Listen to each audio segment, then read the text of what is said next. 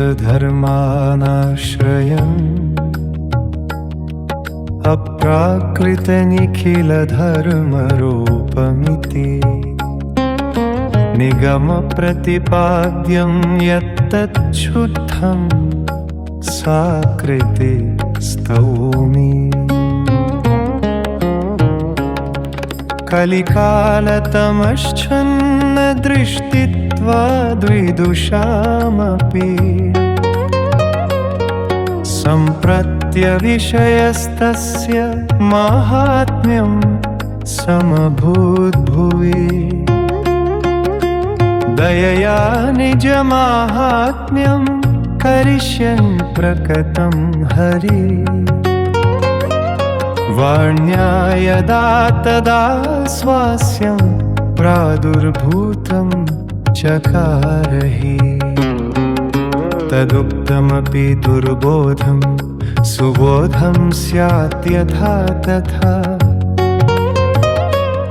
तन्नामाष्टोत्तरशतं प्रवक्ष्याम्यखिलाघहृत्। ऋषिरग्निकुमारस्तु नाम्नां छन्दो जगत्यसौ। श्रीकृष्णास्यं देवता च बीजं कारुणिक प्रभु। विनियोगो भक्तियोग प्रतिबन्धविनाशने। कृष्णाधरामृतास्वादसिद्धिरत्र न संशयः। आनन्दः परमानन्दः श्रीकृष्णास्यं कृपानिधि। दैवोद्धारप्रयत्नात्मा स्मृतिमात्रार्तिनाशनः। श्रीभागवत गूढार्थ प्रकाशन परायणः। सातार ब्रह्मवादैकस्थापको वेदपारगः। मायावाद निराकर्ता सर्ववादनिरासकृत्। भक्तिमार्गाब्जमार्तण्ड स्त्रीशूद्रात्युद्धृतिक्षमः। अङ्गीकृत्यैव गोपीशवल्लभीकृतमानवः। अङ्गीकृते मर्यादो महाकारुणिको विभुः। अदेयदानदक्षश्च महोदारचरित्रवान्। प्राकृतानुकृतिव्याजमोहितासुरमानुषः। वैश्वानरो वल्लभाख्यः सद्रूपो हितकृत्सताम्। जनशिक्षाकृते कृष्णभक्तिकृन्नखिलेष्टदः। सर्वलक्षणसम्पन्न श्रीकृष्णज्ञानदो गुरुः। स्वानन्दतुन्दिल पद्मदलायतविलोचनः। कृपादृग्वृष्टिसंहृष्टदासदासी प्रियपतिः। रोषदृक्पातसम्प्लुष्टभक्तद्विद्भक्तसेवितः। सुखसेव्यो दुराराध्यो दुर्लभाङ्घ्रिसरोरुहः। उग्रप्रतापो वाक्सीधुपूरितावशेषसेवकः। श्रीभागवत पीयूषसमुद्रमथनक्षमः। तत्सारभूतरासस्त्रीभावपूरिकविग्रहः। सान्निध्यमात्रदत्त श्रीकृष्णप्रेमा विमुक्तिदः। रासलीलैकतात्पर्यकृपलैतत्कथाभृदः। विरहानुभवैकार्थ सर्वत्यागोपदेशकः। भक्त्याचारोपदेष्टा च कल्ममार्गप्रवर्तकः।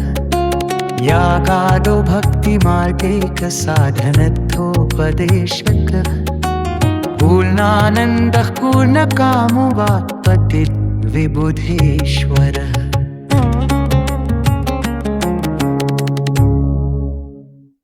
कृष्णनाम सहस्रस्य वक्ता भक्तपरायणः भक्त्याचारोपदेशार्थनानावाक्यनिरूपकः स्वार्थोचिताखिलप्राणप्रियस्तादृशवेष्टितः स्वदासार्थकृताशेषसाधन सर्वशक्तिधृक् भुवि भक्तिप्रचारेककृते स्वान्वयकृत्पिता स्ववंशे स्थापिता शेष स्वमाहात्म्य स्मयापहः पतिव्रता पतिः पारलौकिकैः कदा न कृत् निगूढहृदयो नन्यभक्तेषु ज्ञापिताशयः उपासनादिमार्गातिमुग्धमोहनिवारकः भक्तिमार्गे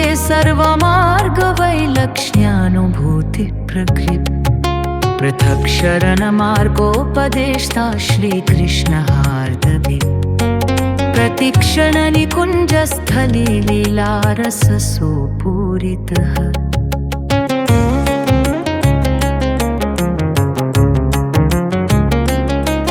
तत्कथाक्षिप्तचित्तस्तद्विस्मृतान्यो व्रजप्रियः प्रियव्रजस्थितिः पुष्टिलीलाकर्तारः प्रियः भक्तिच्छापूरकः सर्वाज्ञातलीलोतिमोहनः सर्वासक्तो भक्तमात्रासक्तः पतितपावनः स्वयशोगानसंसृष्टहृदयाम्भोजविष्टरित् यशः पीयूषलहरिप्लावितान्यरसत्परः लीलामृतरसाद्रार्द्रीकृताखिलशरीरभृत् गोवर्धनस्थित्युत्साहलीला प्रेम परिप्लुतः यज्ञभोक्ता यज्ञकर्ता चतुर्वर्गविशारदः सत्यप्रतिज्ञस्त्रिगुणातीतो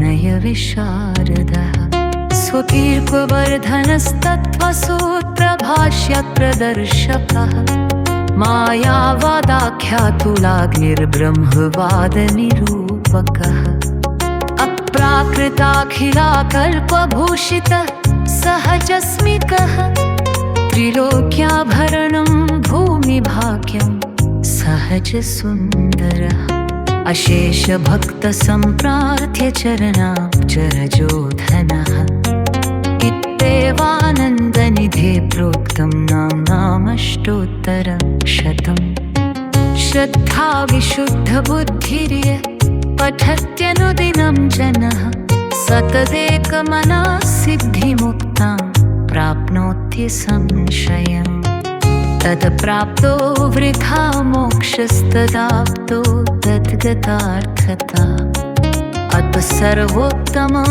स्तोत्रं जप्यं कृष्णरसार्थिभिः इति श्रीमदग्निकुमारप्रोक्तं श्रीसर्वोत्तमस्तोत्रं सम्पूर्णम्।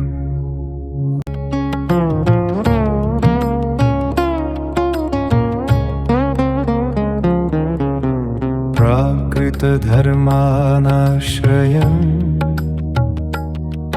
अप्राकृतनिखिलधर्मरूपमिति निगमप्रतिपाद्यं यत्तच्छुद्धं साकृते स्तौमि। कलिकालतमश्चन्नदृष्टित्वाद्विदुषामपि सम्प्रत्यविषयस्तस्य माहात्म्यं समभूद्भुवि। दयया निजमाहात्म्यं करिष्यन् प्रकटं हरि। वाण्या यदा तदा स्वास्यं प्रादुर्भूतं चकारहि। तदुक्तमपि दुर्बोधं सुबोधं स्यात् यथा तथा। तन्नामाष्टोत्तरशतं प्रवक्ष्याम्यखिलाघहृत्। ऋषिरग्निकुमारस्तु नाम्नां छन्दो जगत्यसौ श्रीकृष्णास्यं देवता च बीजं कारुणिक प्रभु विनियोगो भक्तियोग प्रतिबन्धविनाशने कृष्णाधरामृतास्वादसिद्धिरत्र न संशयः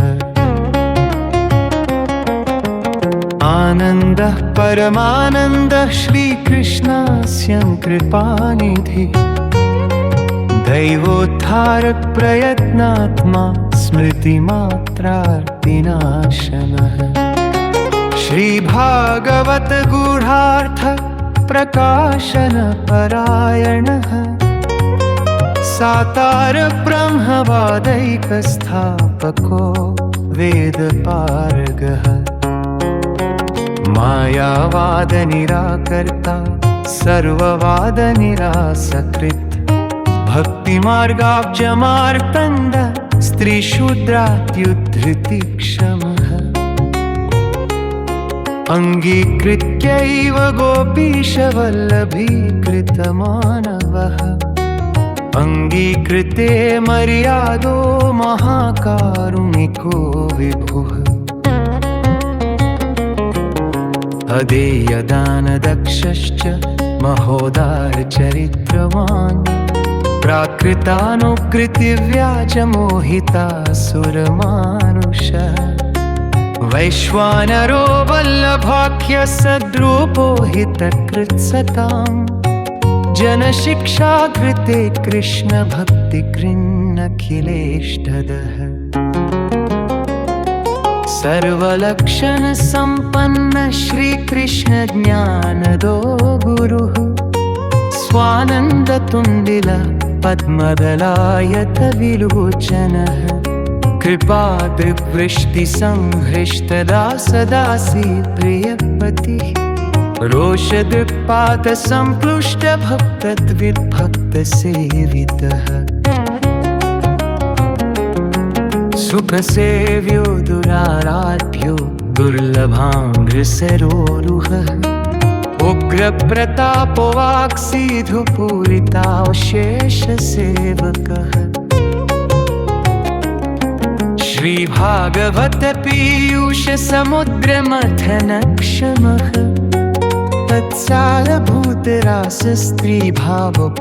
तत्सारभूतरासस्त्रीभावपूरिकविग्रहः सान्निध्यमात्रदत्त श्रीकृष्णप्रेमा विमुक्तिदः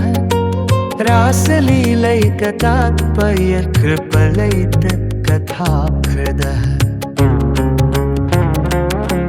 विरहानुभवैकार्थः सर्वत्यागोपदेशकः भक्त्याचारोपदेष्टा च कल्ममार्गप्रवर्तकः यागादो भक्तिमार्गैकसाधनत्वोपदेशकः पूर्णानन्दः पूर्णकामो वाक्पतिर्विबुधेश्वरः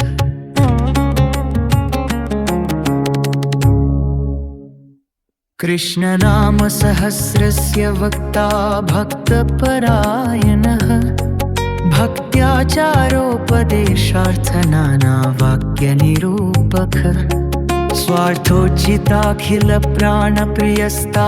स्वार्थोचिताखिलप्राणप्रियस्तादृशवेष्टितः स्वदासार्थकृताशेषसाधन सर्वशक्तिधृक् भुवि भक्तिप्रचारैककृते स्वान्वयकृत्पिता स्ववंशे स्थापिता शेष स्वमाहात्म्य स्मयापहः पतिव्रता पतिः पारलौकिकैः कदानकृत् निगूढहृदयो नन्यभक्तेषु ज्ञापिताशयः उपासनादिमार्गातिमुग्धमोहनिवारकः भक्तिमार्गे सर्वमार्गवैलक्ष्यानुभूतिप्रकृत् पृथक् शरणमार्गोपदेष्टा श्रीकृष्णहार्दवी प्रतिक्षणनिकुञ्जस्थले लीलारससोपूरितः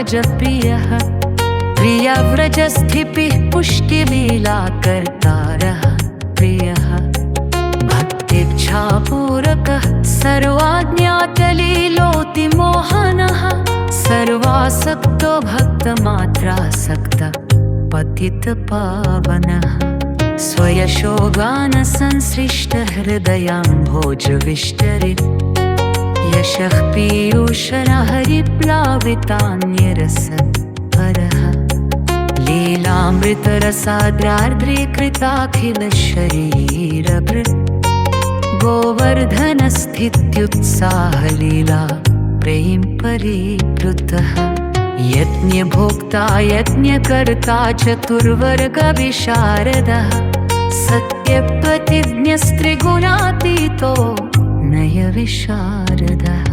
स्वकीर्पवर्धनस्तत्त्वसूत्रभाष्यप्रदर्शकः मायावादाख्यातुलाग्निर्ब्रह्मवादनिरूपकः अप्राकृताखिलाकल्पभूषितः सहजस्मिकः त्रिलोक्याभरणं भूमिभाग्यं सहजसुन्दरः अशेषभक्तसम्प्रार्थ्य चरणाब्जरजोधनः इत्येवानन्दनिधे प्रोक्तं नामाष्टोत्तरशतम् श्रद्धाविशुद्धबुद्धिर्य पठत्यनुदिनं जनः सतदेकमनः सिद्धिमुक्तां प्राप्नोति संशयम् तत्प्राप्तो वृथा मोक्षस्तदाप्तो तद्गतार्थता अतः सर्वोत्तमं स्तोत्रं जप्यं कृष्णरसार्थिभिः इति श्रीमदग्निकुमारप्रोक्तं श्रीसर्वोत्तमस्तोत्रं सम्पूर्णम्।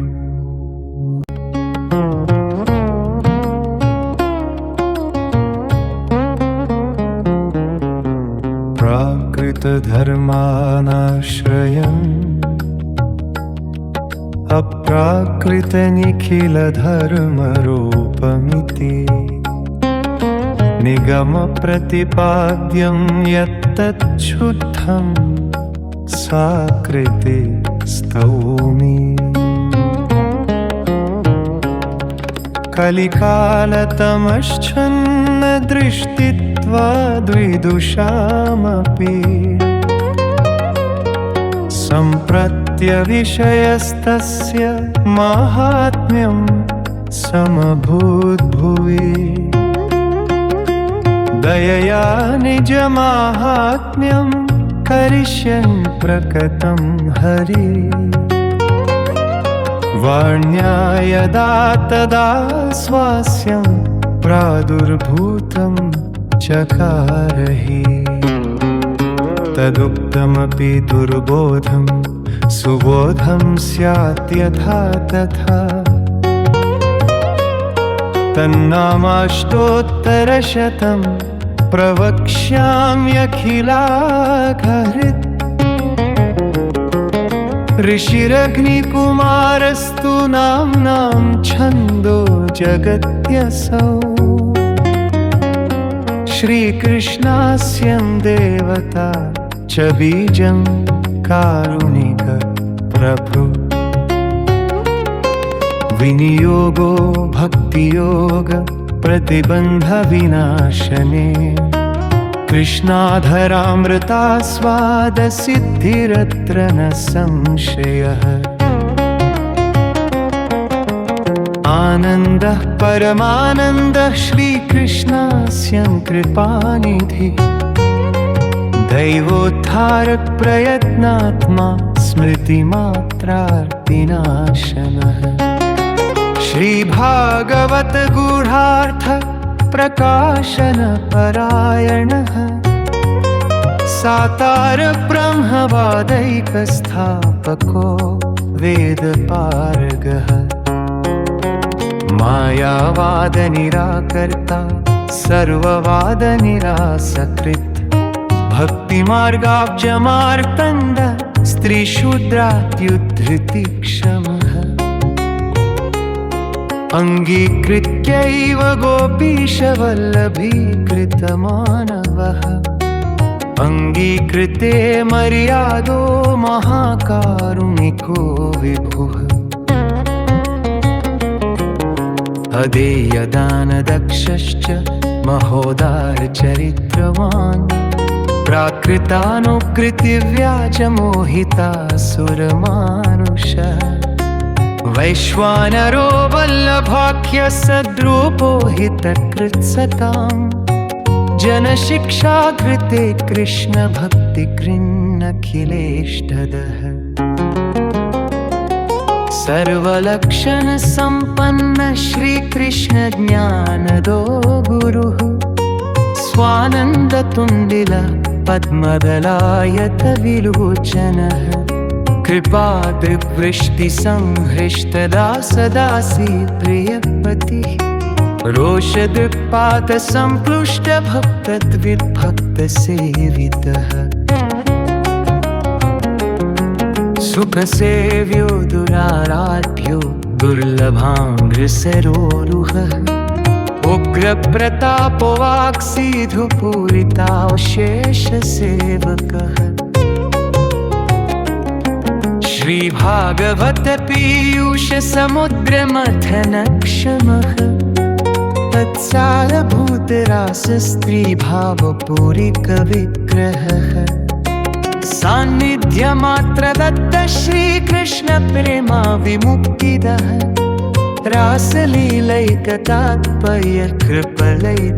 रासलीलैकतात्पर्यकृपलैतत्कथाप्रदः विरहानुभवैकार्थः सर्वत्यागोपदेशकः भक्त्याचारोपदेष्टा च कल्ममार्गप्रवर्तकः यागादो भक्तिमार्गैकसाधनत्वोपदेशकः पूर्णानन्दः पूर्णकामो वाक्पतिर्विबुधेश्वरः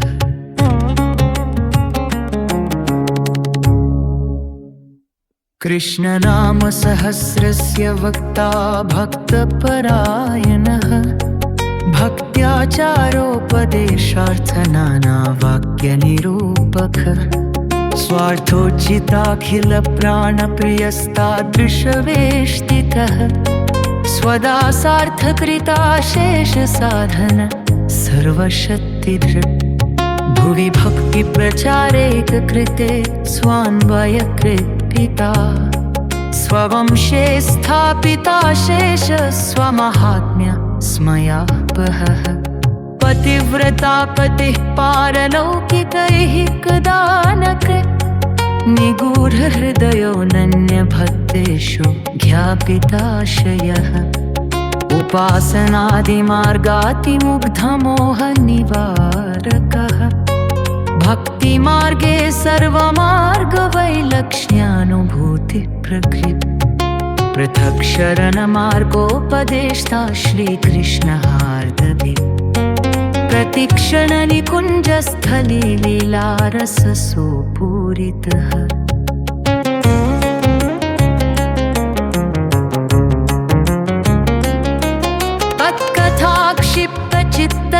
तत्कथाक्षिप्तचित्तस्तद्विस्मृतान्यो व्रजप्रियः प्रियव्रजस्थितिः पुष्टिलीलाकर्तारः प्रियः भक्तिच्छापूरकः सर्वाज्ञातलीलोतिमोहनः सर्वासक्तो भक्तमात्रासक्तः पतितपावनः स्वयशोगानसंसृष्टहृदयाम्भोजविष्टरित् यशः पीयूषनहरिप्लावितान्यरसपरः लीलामृतरसाद्रार्द्रीकृताखिलशरीरभृत् गोवर्धनस्थित्युत्साहलीला प्रेम परिप्लुतः यज्ञभोक्ता यज्ञकर्ता चतुर्वर्गविशारदः सत्यप्रतिज्ञस्त्रिगुणातीतो नयविशारदः स्वकीर्तिवर्धनस्तत्त्वसूत्रभाष्यप्रदर्शकः मायावादाख्यातुलाग्निर्ब्रह्मवादनिरूपकः प्राकृताखिलाकल्पभूषितः सहजस्मिकः त्रिलोक्याभरणं भूमिभाग्यं सहजसुन्दरः अशेषभक्तसम्प्रार्थ्य चरणाब्जरजोधनः इत्येवानन्दनिधे प्रोक्तं नामाष्टोत्तरशतम् श्रद्धा विशुद्धबुद्धिर्य पठत्यनुदिनं जनः सततेकमनः सिद्धिमुक्तां प्राप्नोति संशयम् तत्प्राप्तो वृथा मोक्षस्तदाप्तो तद्गतार्थता अतः सर्वोत्तमं स्तोत्रं जप्यं कृष्णरसार्थिभिः इति श्रीमदग्निकुमार प्रोक्तं श्रीसर्वोत्तमस्तोत्रं सम्पूर्णम्।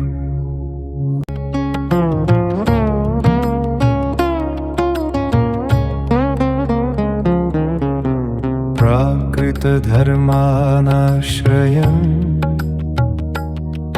अप्राकृतनिखिलधर्मरूपमिति निगमप्रतिपाद्यं यत्तच्छुद्धं साकृते स्तौमि। कलिकालतमश्चन्नदृष्टित्वाद्विदुषामपि सम्प्रत्यविषयस्तस्य माहात्म्यं समभूद्भुवि। दयया निजमाहात्म्यं करिष्यन् प्रकटं हरि। वाण्या यदा तदा स्वास्यं प्रादुर्भूतं चकारहि। तदुक्तमपि दुर्बोधं सुबोधं स्यात् यथा तथा। तन्नामाष्टोत्तरशतं प्रवक्ष्याम्यखिलाघहृत्। ऋषिरग्निकुमारस्तु नाम्नां छन्दो जगत्यसौ। श्रीकृष्णास्यं देवता च बीजं कारुणिक प्रभु। विनियोगो भक्तियोग प्रतिबन्धविनाशने। कृष्णाधरामृतास्वादसिद्धिरत्र न संशयः। आनन्दः परमानन्दः श्रीकृष्णास्यं कृपानिधि। दैवोद्धारप्रयत्नात्मा स्मृतिमात्रार्तिनाशनः। श्रीभागवत गूढार्थ प्रकाशन परायणः। साकार ब्रह्मवादैकस्थापको वेदपारगः। मायावाद निराकर्ता सर्ववादनिरासकृत्। भक्तिमार्गाब्जमार्तण्ड स्त्रीशूद्रात्युद्धृतिक्षमः। अङ्गीकृत्यैव गोपीशवल्लभीकृतमानवः। अङ्गीकृते मर्यादो महाकारुणिको विभुः। अदेयदानदक्षश्च महोदारचरित्रवान्। प्राकृतानुकृतिव्याजमोहितासुरमानुषः। वैश्वानरो वल्लभाख्य सद्रूपो हितकृत्सताम्। जनशिक्षाकृते कृष्णभक्तिकृन्नखिलेष्टदः। सर्वलक्षणसम्पन्न श्रीकृष्णज्ञानदो गुरुः। स्वानन्दतुन्दिल पद्मदलायतविलोचनः। कृपादृग्वृष्टिसंहृष्टदासदासी प्रियपतिः। रोषदृक्पातसम्पृष्टभक्तद्विद्भक्तसेवितः। सुखसेव्यो दुराराध्यो दुर्लभाङ्घ्रिसरोरुहः उग्रप्रतापो वाक्सीधुपूरितावशेषसेवकः श्रीभागवत पीयूषसमुद्रमथनक्षमः तत्सारभूतरासस्त्रीभावपूरिकविग्रहः सान्निध्यमात्रदत्त श्रीकृष्णप्रेमा विमुक्तिदः रासलीलैकतात्पर्यकृपलैतत्कथाभृदः विरहानुभवैकार्थः सर्वत्यागोपदेशकः भक्त्याचारोपदेष्टा च कल्ममार्गप्रवर्तकः यागादो भक्तिमार्गैकसाधनत्वोपदेशकः पूर्णानन्दः पूर्णकामो वाक्पतिर्विबुधेश्वरः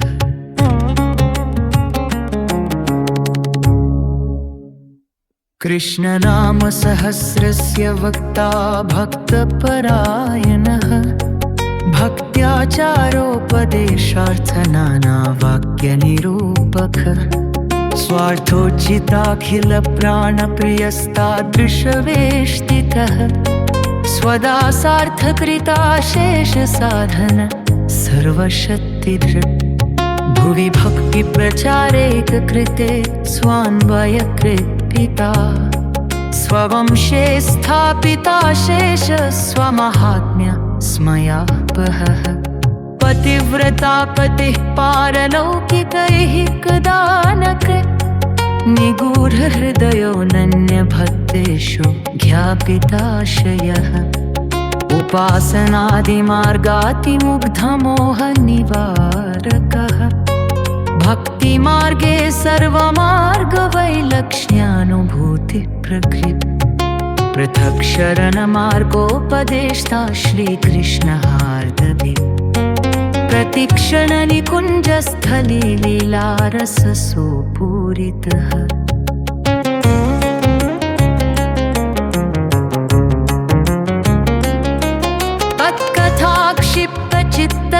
तत्कथाक्षिप्तचित्तस्तद्विस्मृतान्यो व्रजप्रियः प्रियव्रजस्थितिः पुष्टिलीलाकर्तारः प्रियः भक्तिच्छापूरकः सर्वाज्ञातलीलोतिमोहनः सर्वासक्तो भक्तमात्रासक्तः पतितपावनः स्वयशोगानसंसृष्टहृदयाम्भोजविष्टरित् यशः पीयूषनहरिप्लावितान्यरसत्परः लीलामृतरसाद्रार्द्रीकृताखिलशरीरभृत् गोवर्धनस्थित्युत्साहलीला प्रेम परिप्लुतः यज्ञभोक्ता यज्ञकर्ता चतुर्वर्गविशारदः सत्यप्रतिज्ञस्त्रिगुणातीतो नयविशारदः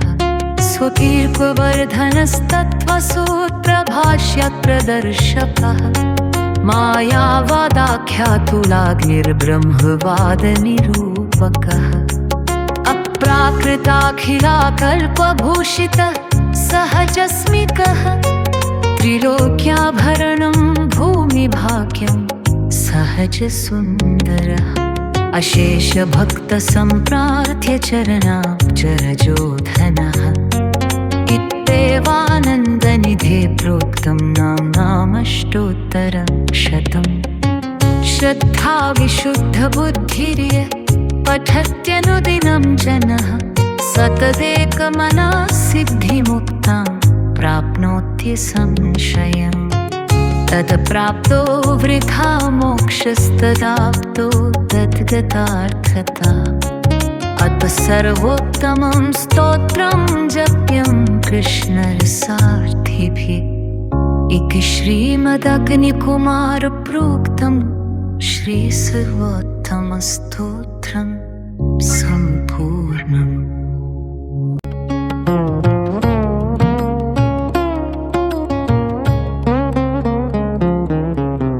प्राकृतधर्मानाश्रयम्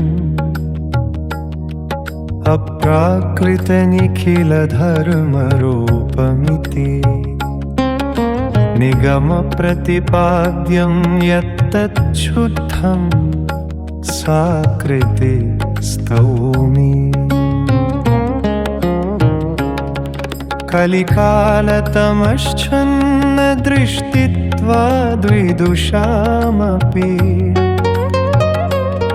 सम्प्रत्यविषयस्तस्य माहात्म्यं समभूद्भुवि।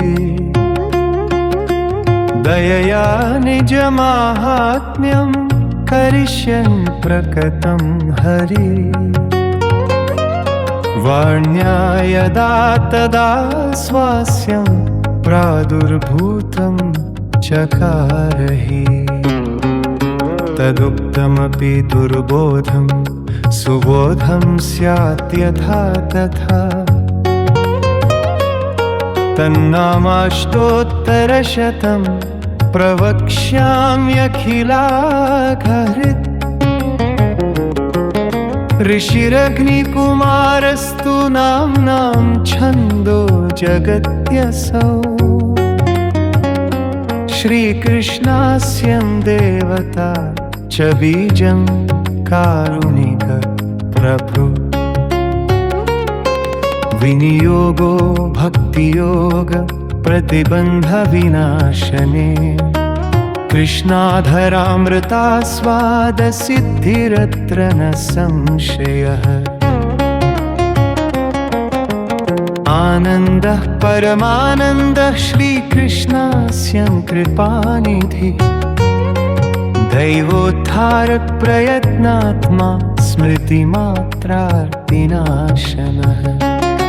श्रीभागवत गूढार्थ प्रकाशनपरायणः।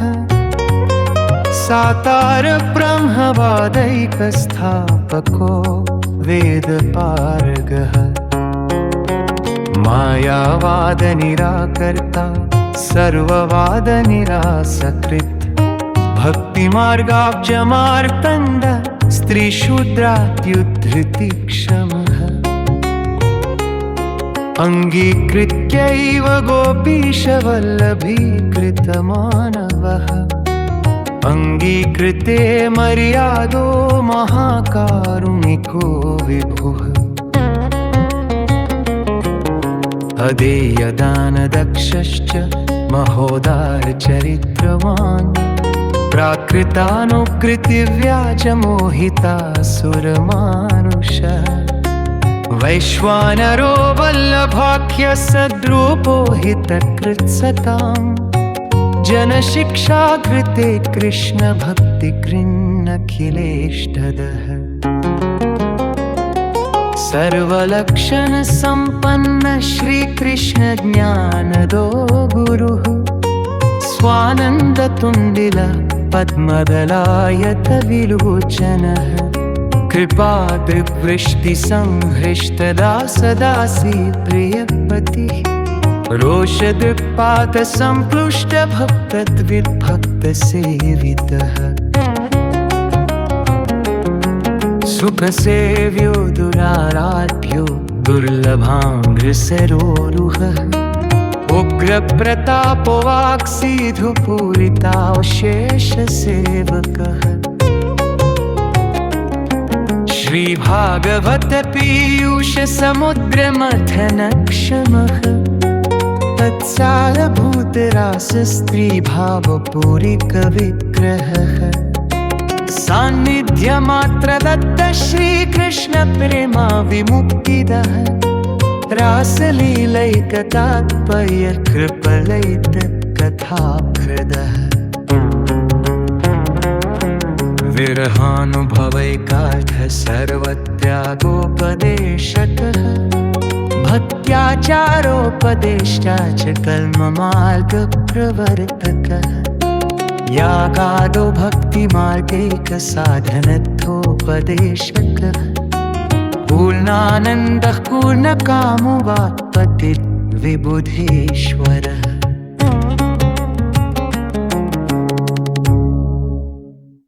कृष्णनामसहस्रस्य वक्ता भक्तपरायणः भक्त्याचारोपदेशार्थनानावाक्यनिरूपकः स्वार्थोचिताखिलप्राणप्रियस्तादृशवेष्टितः स्वदासार्थकृताशेषसाधन सर्वशक्तिधृक् भुवि भक्तिप्रचारेककृते स्वान्वयकृत्पिता स्ववंशे स्थापिता शेष स्वमाहात्म्य स्मयापहः पतिव्रता पतिः पारलौकिकैः कदा न कृत् निगूढहृदयोऽनन्यभक्तेषु ज्ञापिताशयः उपासनादिमार्गातिमुग्धमोहनिवारकः भक्तिमार्गे सर्वमार्गवैलक्ष्यानुभूतिप्रकृत् पृथक् शरणमार्गोपदेष्टा श्रीकृष्णहार्दभिः प्रतिक्षणनिकुञ्जस्थले लीलारससुपूरितः